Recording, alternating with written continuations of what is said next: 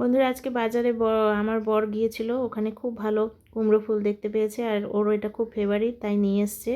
এনে বলছে আমাকে একটু ভাজা করে দাও। তা আমি একটা পাত্রে বেসন নিয়ে নিয়েছি 4 চামচের মতো। তারপর আমি 2-3 চামচের মতো চালের গুঁড়ো নিয়ে নিয়েছি। এবার দিয়ে দেবো আমি স্বাদ মতো লবণ।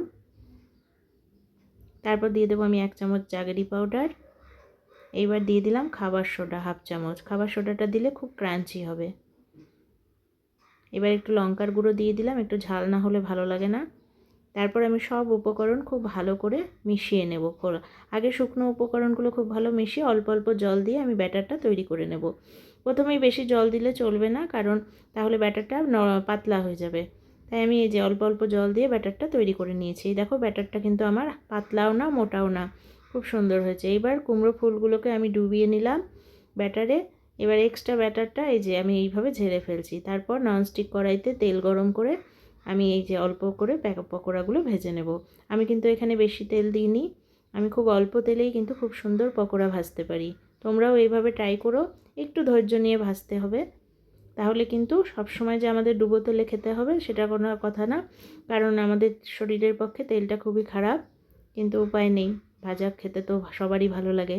তো এইভাবে খেতে পারো, এইভাবে খেলে কিন্তু খুব কম তেলেই আমরা ভাজাভুজি খেতে পারবো।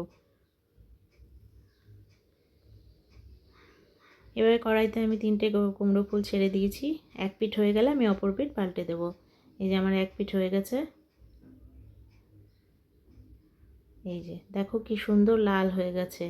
আর এইভাবে কিন্তু মুচমুচাও হয়, ডুবো তেলে ভাজিনি বলে যে এটা মুচমুচে হবে না তা কিন্তু নয়, খুব সুন্দর মুচমুচে হবে। তোমরা একবার ট্রাই করে দেখো। এই যে দেখো এক পিঠ কি সুন্দর লাল লাল ভাজা হয়ে গেছে। এবার অপর পিঠটা ভাজা হয়ে গেছে, আমি এবার একটা ট্রেতে নামিয়ে নেব। তোমাদের যদি আমার রান্নাগুলো ভালো লাগে আমার চ্যানেলটাকে একটা সাবস্ক্রাইব করো, একটা লাইক দিও, পাশে থাকা বেল আইকনটা টিপো, তাহলে নোটিফিকেশন সবার আগে তোমাদের কাছে চলে যাবে।